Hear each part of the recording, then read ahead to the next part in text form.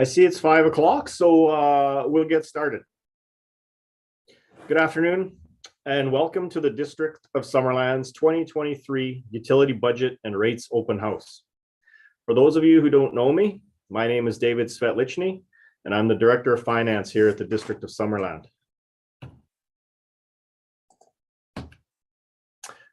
Today's presentation will cover four main topics. We'll talk on inflation and market conditions, asset management, the financial budgets themselves for each of the utilities, and the proposed rate increases.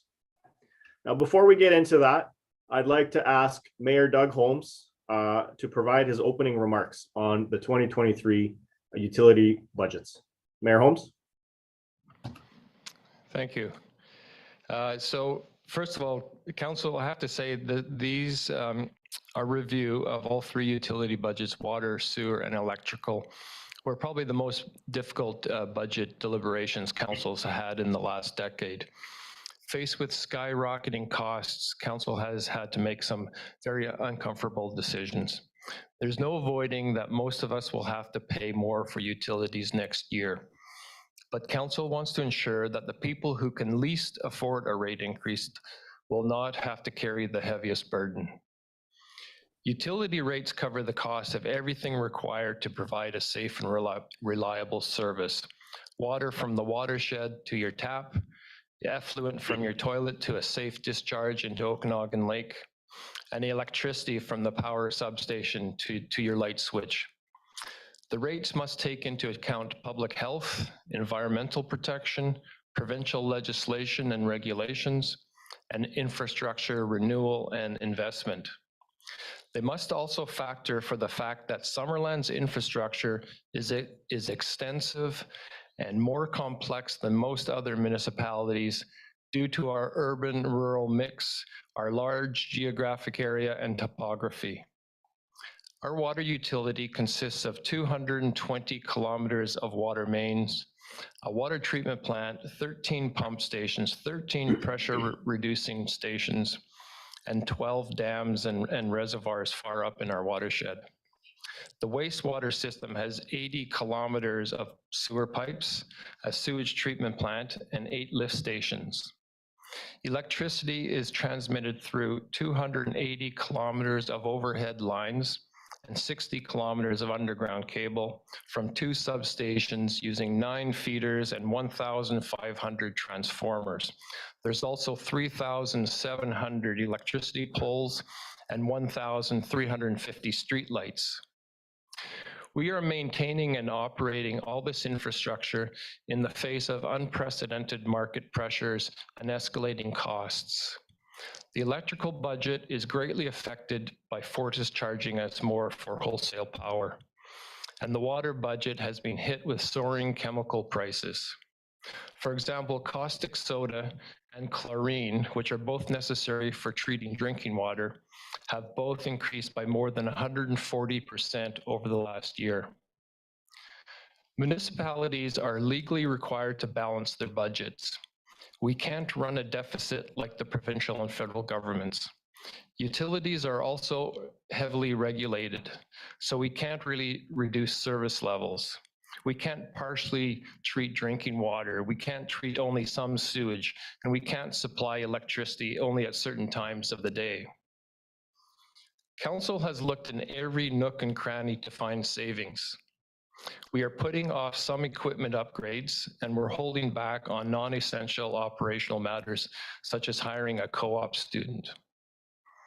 We're also reducing planned allocations to reserves, including $0 additional dollars into the water reserve. For the past several years, Council has been levying small rate increases to help replenish depleted reserves in order to take an asset management approach to replace our aging infrastructure. The compounding effect of these contributions is already paying off. For example, this coming year, we will use some of our savings to replace a failing water main on Dale Meadows Road, and at the same time, that road will be repaved. Scaling back on our reserve contributions isn't sustainable in the long run. We'll need to quickly get back on track so we don't burden future generations with an infrastructure deficit. Yet for now, we recognize that the rising cost of living is putting many people under financial stress, and we want to avoid levying large rate increases on those who can least afford it. With this in mind, and since even after the cuts and deferrals, we still have a budget shortfall, we decided to review the 10% discount that residents receive when they pay their monthly utility bills before the due date. Very few municipalities, or private utilities for that matter, provide discounts. The City of Penticton stopped doing so last year. Because while the discount rewards people who pay on time, it also penalizes those who struggle the most to make ends meet. Payment due dates don't always align with paydays. Our data shows an increasing number of Summerlanders are missing out on the discount. In 2019, only 4% of residents didn't take advantage of the discount. This year, that number has almost doubled to 7%. After much consideration, Council is proposing to end the discount program. Doing so will raise the revenue we need to balance the utility budgets. We understand many people will lose an incentive that they have come to count on. The alternative is large increases that will impact everyone, with some of the increase being used to continue a subsidy that residences of Summerland don't all access equally. We have aimed to apply the principle of tax fairness where rates are based on a person's ability to pay, but are balanced by the needs of the community as a whole. In a difficult year for everybody, we believe ending the utility discount is the best way to strike that balance.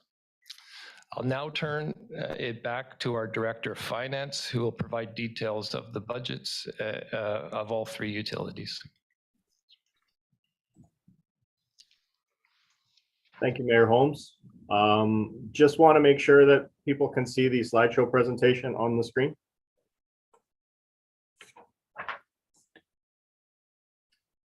Yes, no? Yes, we can see that, Dave. Perfect, thank you.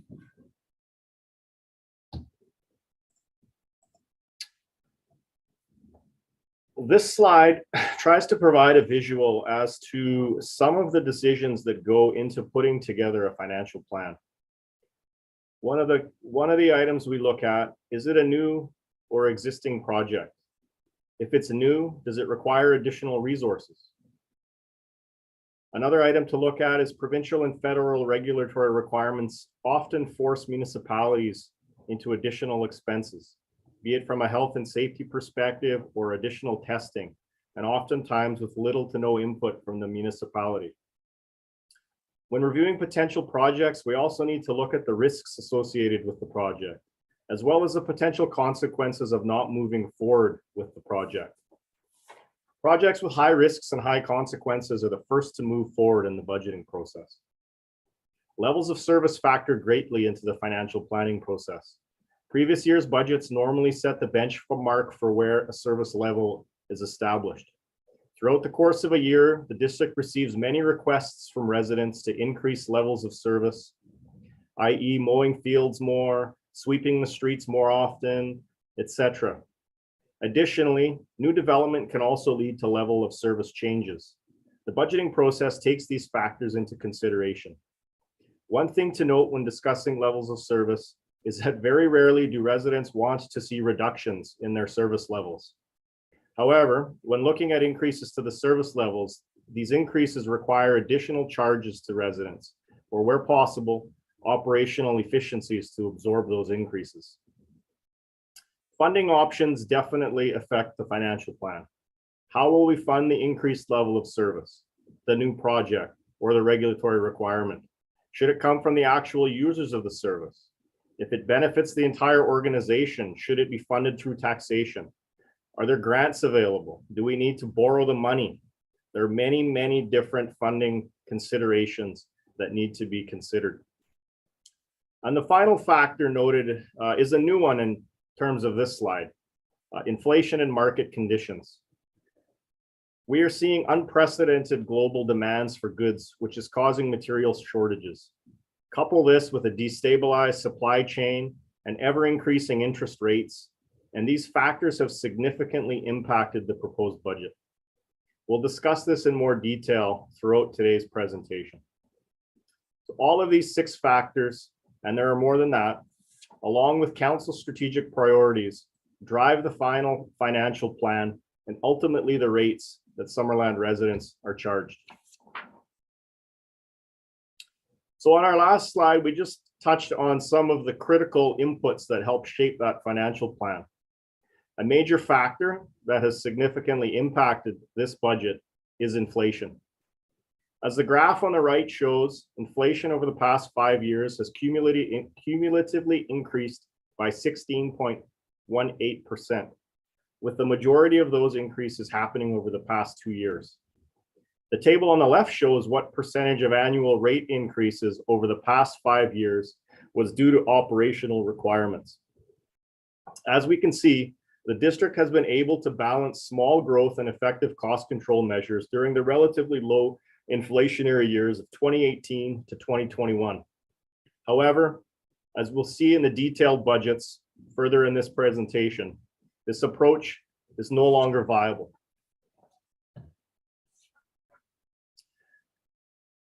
In Mayor Holmes's address, he mentioned a lot of the assets and the inventory that the district holds. Without functioning assets, the district could not provide the vital services that each utility delivers. So the next 3 slides provide some overall context into the amount of assets needed to provide services to Summerland residents. As this slide notes, we have 80 kilometers of collection pipes, a wastewater treatment plant, and 8 lift stations. In terms of the water utility, 6,000 water services, 440 hydrants, 13 PRV stations, and 4 in-ground storage tanks. And on the electrical side, as the mayor noted, we have 2 substations, 9 feeders, 1,500 transformers, and over 280 kilometers of overhead conductor and 60 kilometers of underground cables.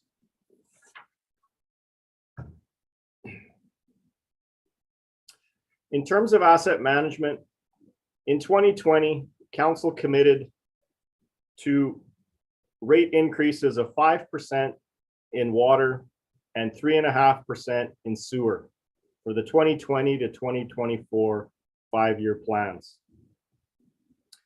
We'll touch on the next slide to see what that looks like for the district's reserves and how it affects us overall in our future growth. So this table shows us not only how compounding has helped district reserve levels, but it also illustrates how council's 5-year commitment, which was discussed on the previous slide, is shaping district reserves. And Mayor Holmes also touched on this as well. Organizationally, and if council stays the course, council will have almost quadrupled the amount of funds allocated to reserves in this 5-year span.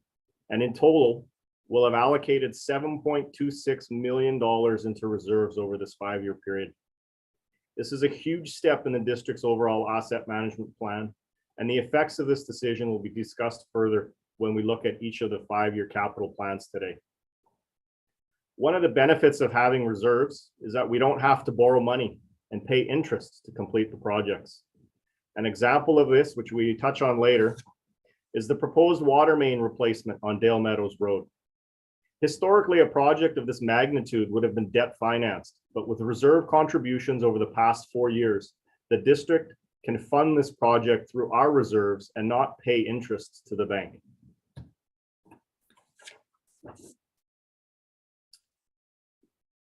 The first utility that we will look at is wastewater, or more commonly known as the sewer utility.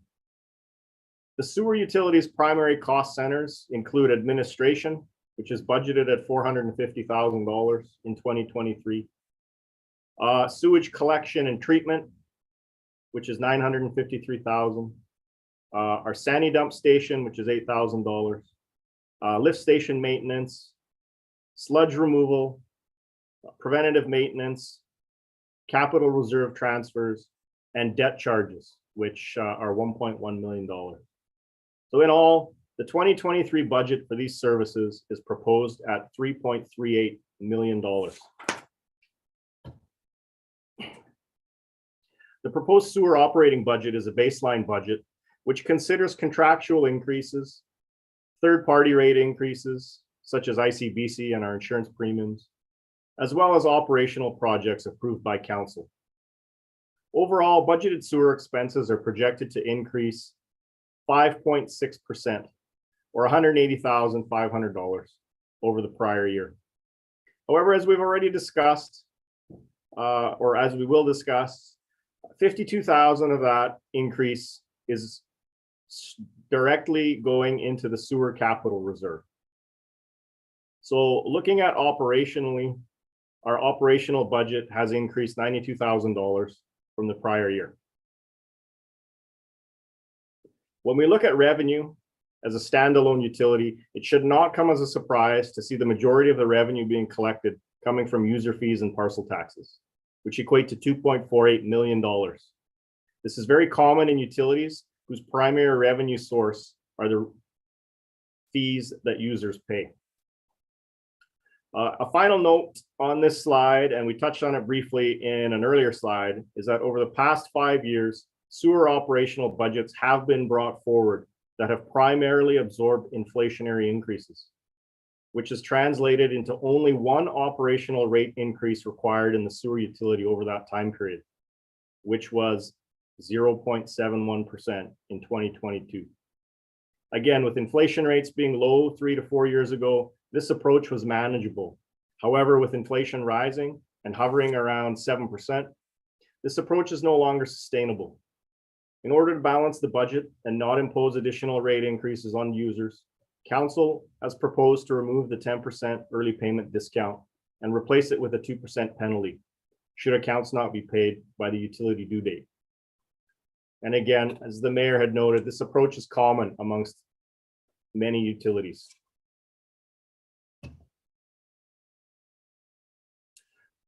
As I touched on in the last slide, looking strictly at the operational budget, it has increased by $92,000 from the prior year. Of this increase, $20,500 is attributed to reallocating a portion of the GIS administrator's wages out of the general fund to better reflect the work being performed for the sewer utility. Additionally, the budget includes $12,000 for a new lift station development specifications project. Now, taking those two additions into account, inflationary pressures, which we've touched on and will continue to touch on throughout this presentation, are driving the 2023 budget up by $60,000, which is significantly less than current inflation levels, again, which are predicted to be around 6.8 to 7% in 2022. As the mayor noted, one significant cost-cutting measure that was incorporated into this proposed budget was the decision to not hire a co-op student in 2023, which provides for a savings of $19,000. Overall, the decisions council has made translate into a 0% rate increase for the sewer utility. However, as Mayor Holmes touched on in his opening remarks, there will be a financial impact to residents who currently access the discount program. The financial impact will be summarized at the end of this presentation. The focus on the 2023 wastewater capital plan is to finish off a couple of projects from 2022, the filter building renovation and the GIS data reconfiguration, as well as beginning design work on 3 projects, which are the primary clarifier, Deer Ridge sewer, and treatment plant generator replacement. Years 2024 and 2025 are heavier capital years, as the 3 design projects we just discussed are budgeted to be constructed. The primary clarifier is budgeted to be constructed in 2024 at a budget of $3 million.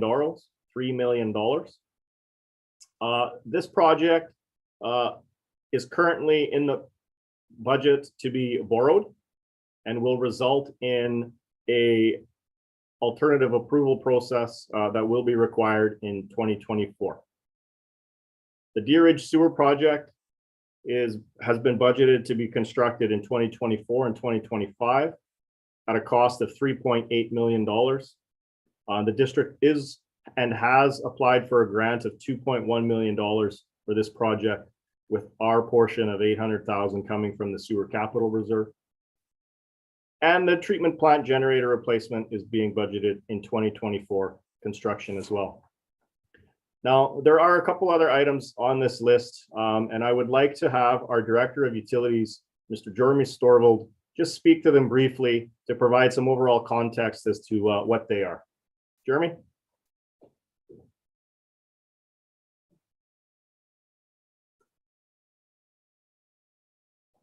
You're on mute. There we go. How about now? Good. Awesome. Thanks, Dave. Good afternoon, everyone. Thank you to Dave for the hard work on the 2023 utility budget. My name is Jeremy Storvald. I'm the Director of Utilities for the District of Summerland. And if I sound a little froggy, it's because I have a bit of a flu still.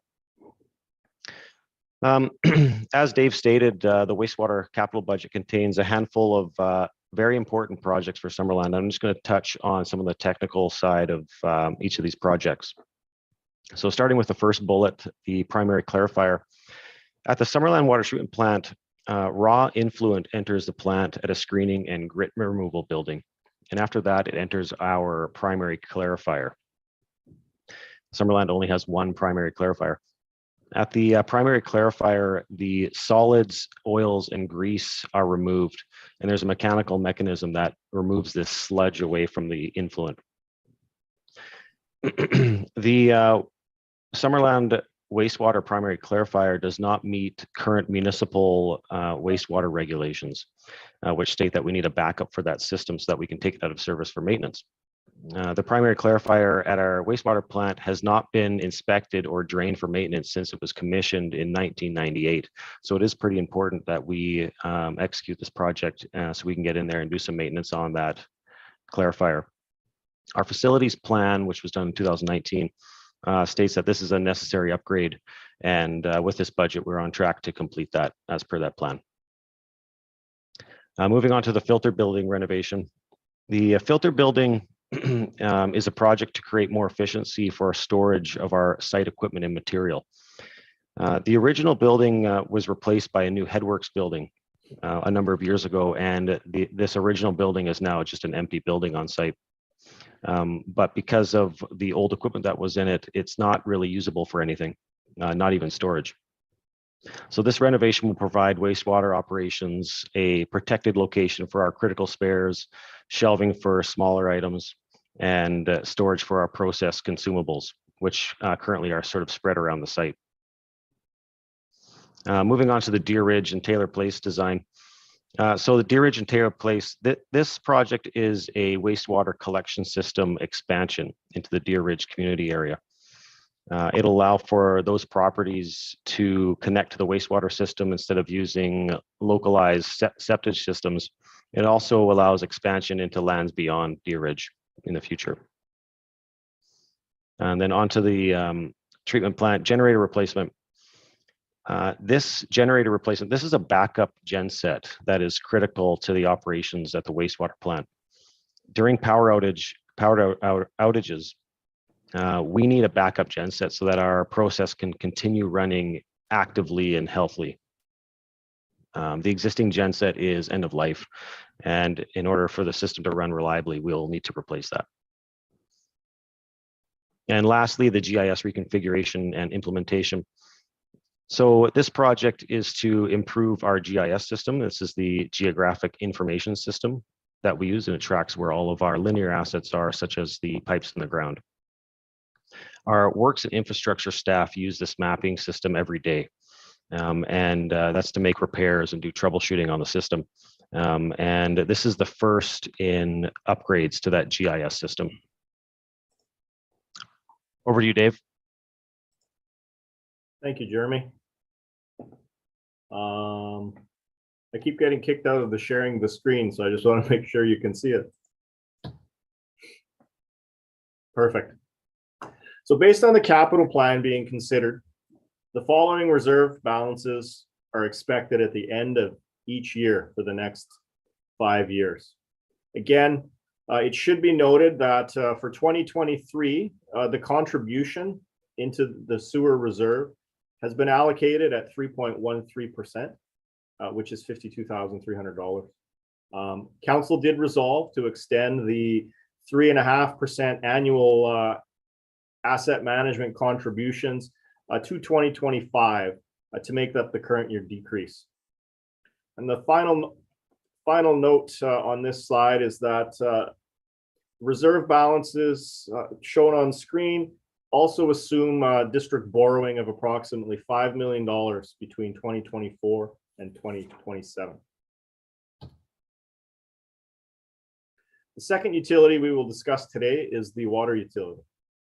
The water utility's primary cost centers include administration, treatment, which is budgeted at $1.8 million, distribution, which is $1 million, dam maintenance, hydrant maintenance, debt charges are $1.63 million, capital reserve transfers are $1 million, meter maintenance $411,000, and preventative maintenance of $35,000.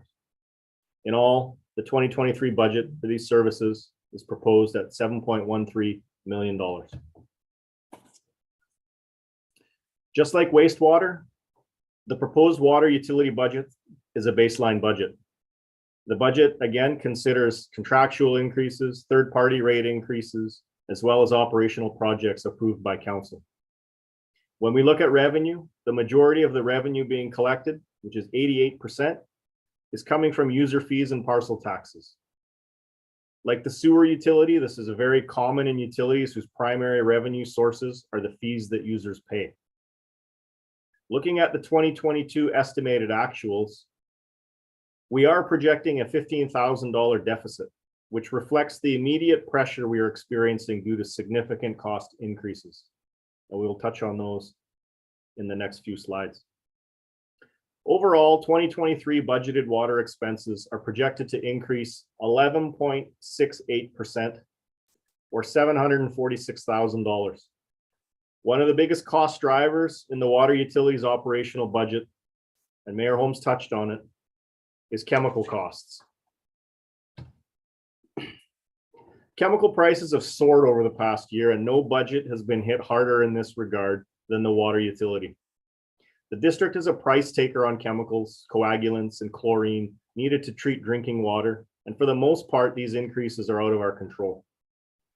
In terms of 2023 budgeted amounts, chemicals have increased 134% over the 2022 budget, and alone account for $490,000 of the increased budget of $746,000.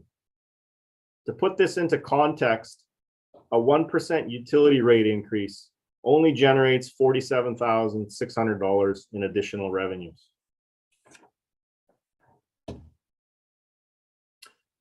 As we noted 2 slides ago, the overall 2023 budget increase was $746,000. And again, on the last slide, we touched on $490,000 of that increase was attributed to chemical increases. The remaining $256,000 increase is primarily attributed to the following 3 factors. Like the sewer utility, the water utility has had a portion of the GIS administrator's wages reallocated out of the general fund to better reflect the work being performed in the water utility. The district is looking to have a system separation study completed in 2023, which will help separate domestic services from irrigation services. The study will utilize the Water Master Plan and the Roads and Water Master Plan, which is currently under development, to set the task priorities. Domestic and irrigation separation will reduce the megaliters of water that Summerland Water Treatment Plant is currently treating, which will reduce treatment costs and free up capacity for future growth. As an example, once completed, the Giants Head Road Separation Project will save 5 megaliters, or 5 million liters, from going through the water treatment plant and using expensive chemicals to treat it. The third and final item to note are that debt payments have increased by $218,000 in 2023 as the water utility portion of Giants Head Road reconstruction begins. This project received voter assent, which has resulted in a rate increase of 4.86%, and will cost the typical homeowner approximately $42.21 annually. The district's proposed 2023 capital plan for water consists of 11 capital projects totaling $3.8 million. Two of these projects, the completion of Giants Head Road and Dale Meadows water main replacement, make up 73% or $2.8 million of that plan. Council is moving forward with the Dale Meadows water main replacement at a cost of $2.3 million, with the intention to fund this project from capital reserves. This is seen as an important project, and we're able to fund it through reserves because of the efforts we have been making to grow our reserve levels, which the Mayor Holmes spoke to earlier today. In terms of the projects themselves, I again would just like to turn it over to Mr. Storvald to briefly speak to each of the projects being considered in the 2023 plan. Jeremy?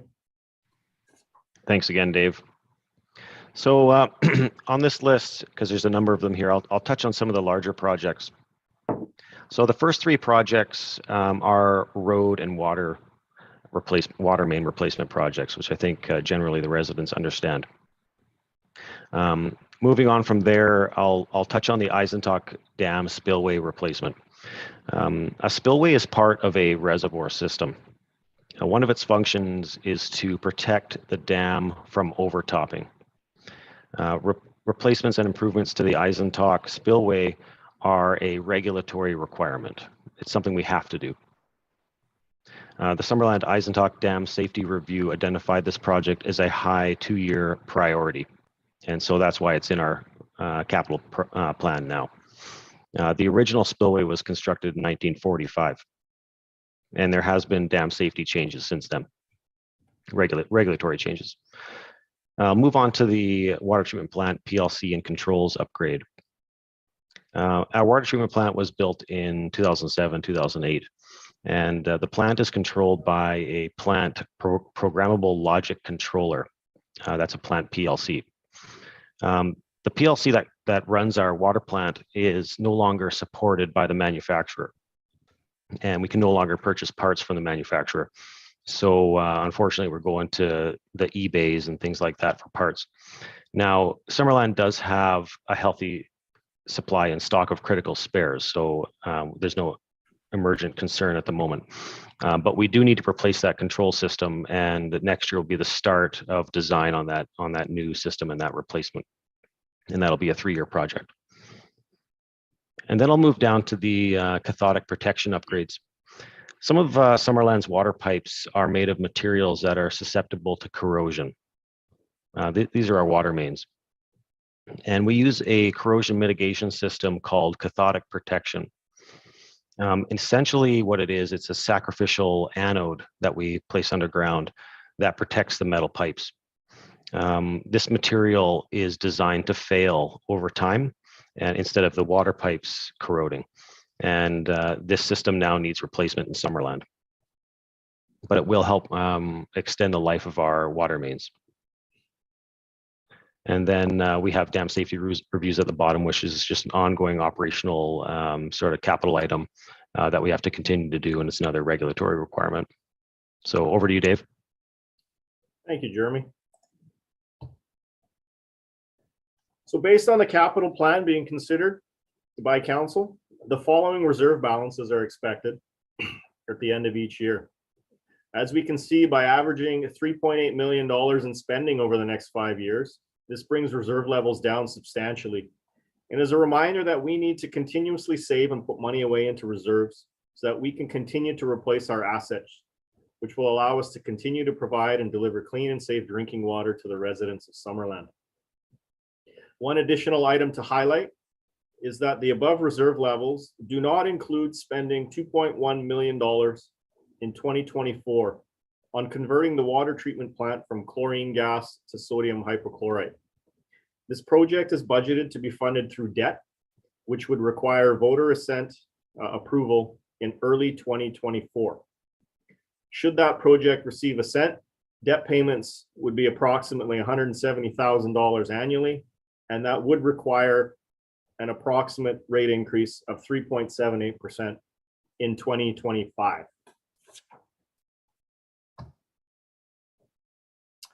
Our final and largest utility of the day is the electric utility. The district is one of 5 municipalities in BC that operates its own electric utility. We purchase wholesale power from Fortis and sell it to our residents. Some of the services or cost centers associated with the electrical utility are administration, budgeted at $1.3 million. Electric power, which is our most largest cost in any of our utilities, at $10.2 million. Systems operations are budgeted at $1.6 million. Brushing and meter reading and maintenance, underground locates, transfers to capital reserves are budgeted at $1.2 million, and a dividend to the general fund of $500,000. In all, the 2023 budget for these services is proposed at $15.2 million. And again, the largest amount being $10.2 million that we pay to Fortis for our power. At first glance, overall expenses have increased 11.6%, or $1.6 million over the prior year budget. However, there are 2 major factors that make up this increase. The first factor is a result of Fortis BC wholesale power increases of $753,000 over last year's budget. As in most years, this is the primary driver in the electrical utility and is the single largest expense in the district's entire budget. Like the water utility, where we have seen a substantial increase in chemical costs, we are also seeing an increase in power costs. And again, like the water utility, we're unfortunately a price taker in this regard. The second factor relates back to asset management. As a result of removing the early payment discount, and due to the fact that the electrical utility is the only utility that currently does not have an annual asset management allocation, Council has earmarked $608,000 into the electric utilities asset management reserve. We'll see how this positively affects the overall capital plan and reserve amounts in a few slides. So after accounting for those 2 items, overall budgeted expenses in 2023 have increased by only 1.6%, or $218,000 when we compare it to 2022. They're primarily made up of the 5 items on the screen. Like in the other 2 utilities, the electric utility has had a portion of the GIS administrator's wages reallocated out of the general fund to better reflect the work being performed for the electric utility. A new engineering technologist has been budgeted for only 6 months, recognizing it will take time to recruit the position at a budget of $51,000.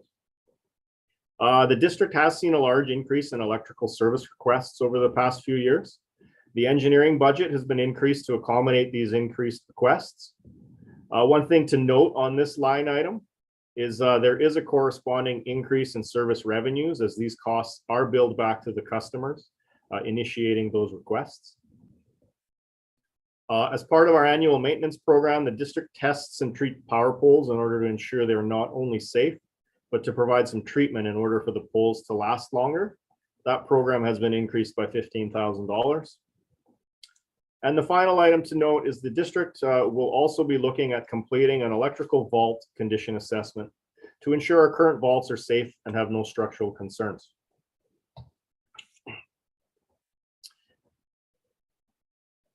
The district's proposed 2023 capital plan consists of 8 capital projects totaling $3.8 million. The largely grant-funded solar and battery storage project makes up 70% of that, $2.7 million of this plan. And one last time, I'll turn things over to Mr. Storwell to speak to some of the projects on this list. Jeremy? Thank you again. So just like in the water capital, I'll touch on some of the big ticket items here. Starting with the one at the top, the Trout Creek turbidity meter power supply. So this project is needed to support 2 projects in the water utility. Firstly, to allow the installation of a turbidity meter at our Trout Creek intake. This meter is to allow for early warning for our water plant operators so we can react to emergent situations in our watershed.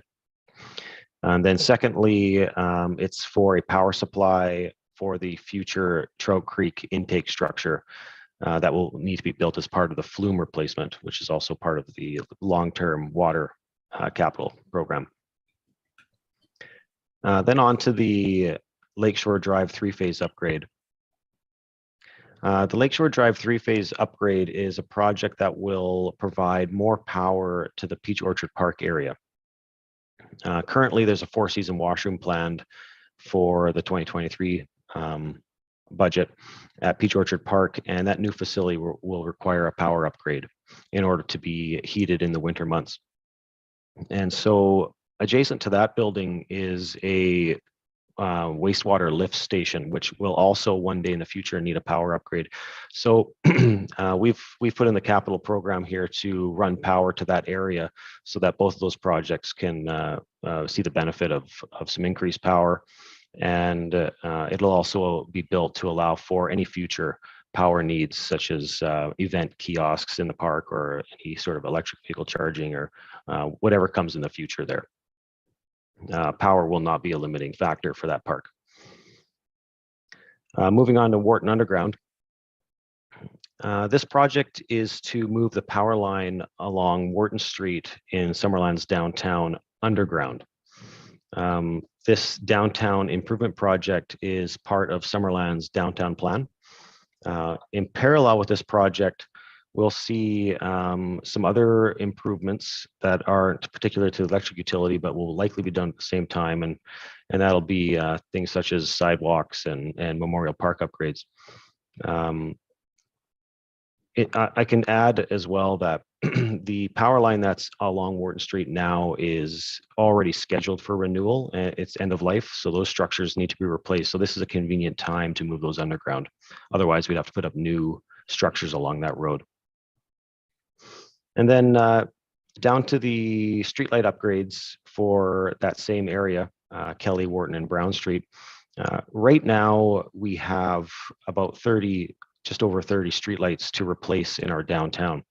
And so this project is to bring to council some options for discussion and consideration on a new streetlight design, or going with the same one we have now. But before we place a large order like that, we'd like to just have council's feedback on that, and then we'll move ahead with some of those streetlight replacements and installations. So that's all for me. Dave, go ahead. Perfect. So based on the capital plan, again, being considered, the following reserve balances are expected at the end of each year. As we can see, by averaging $2.5 million in annual capital spending, we are anticipating reserve levels to be at $7.7 million by 2027. On the surface, this looks like quite a healthy reserve balance, and some may even ask the question why we are putting funds into reserves. The short answer is that at some point in the not so distant future, the district will be looking at a voltage conversion project. Preliminary estimates on completing this project are $35 million, which if completed in 1 year, would leave reserve levels at 0. Now, I'd like to just have Jeremy speak a little bit and provide some context as to what the voltage conversion project is and how it will benefit the district in the future. Jeremy? Thanks, Dave. Always happy to talk about voltage conversion. Voltage conversion. So Summerland owns and operates its power system. So all those power poles and power lines running around town belong to Summerland. And those power lines are currently 8,000 volts. That's sort of a legacy voltage. And it limits growth, and particularly commercial growth, but also residential growth. And it limits the distance that we can send power as well. It's also less efficient. So the industry has moved on to a voltage standard at 25,000 volts. That's pretty much standard across Canada now. Very few 8,000 volt systems left in the country. And currently we actually purchase 25,000 volt equipment because it's cheaper than the 8,000 volt equipment, because most utilities buy 25,000 volt equipment. So we're already building actually the system to 25,000 volts. So once over time, some through attrition and some through the capital program, we will replace all transformers and probably 50% of our power poles in our system in order to upgrade it to 25,000 volts. And we get all sorts of benefits as a community and as a power utility in doing that.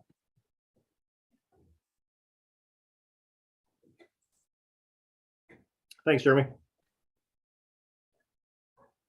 So during the budget review process, council reviewed numerous user pay initiatives that were brought forward.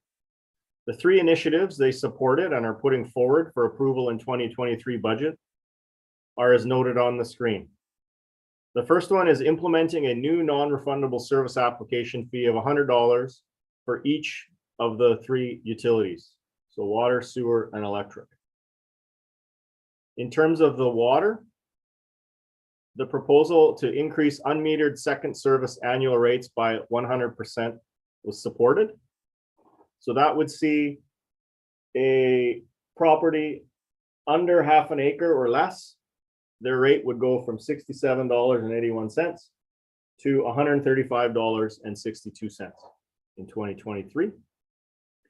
And the third and final option or item that is being supported is increasing the Sandy Dump user fee by $5 and providing new freshwater fill stations for the traveling public down at the Sandy Fill Station.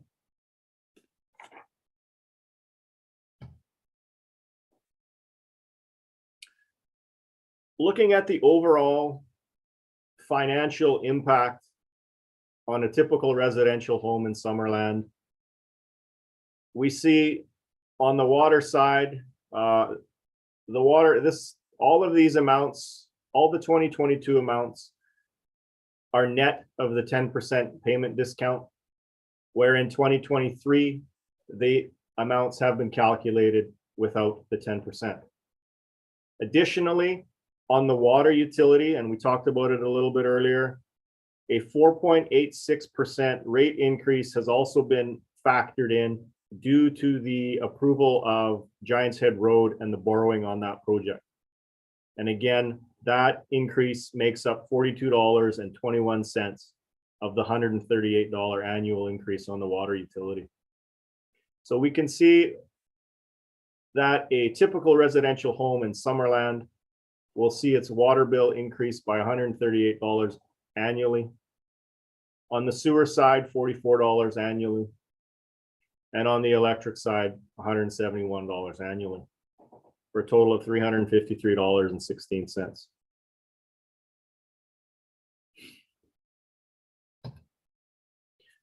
Now that brings me to the end of today's presentation. Should any residents wish to provide comment, we look forward to it. We hope to hear from you. Please email budget@summerland.ca with your questions, and we will ensure that any questions and or comments are brought forward to council prior to the adoption of the rate bylaws. And I do know we have 1 or 2 residents online. This would be a time if you would like to ask any questions.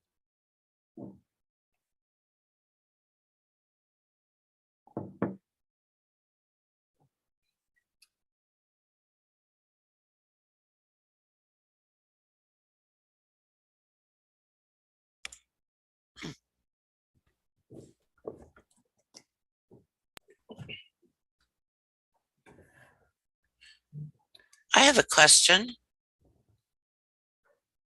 Go ahead, Christine.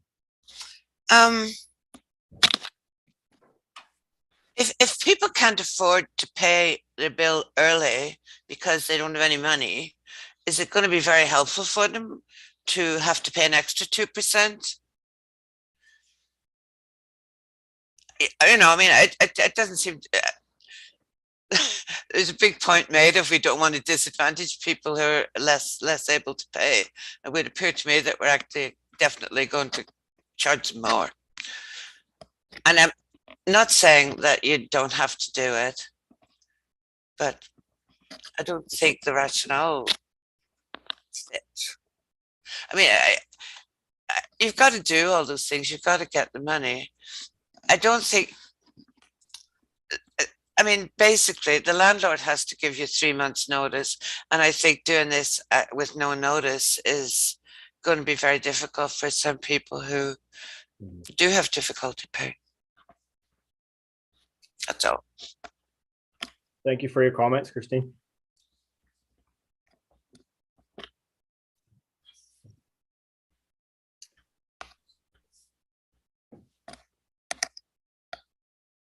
If there is no one else with any comments, then again, I'd like to thank you for joining us at our 2023 utility rates virtual open house. And we look forward to hearing from you. Thank you very much. Thank you.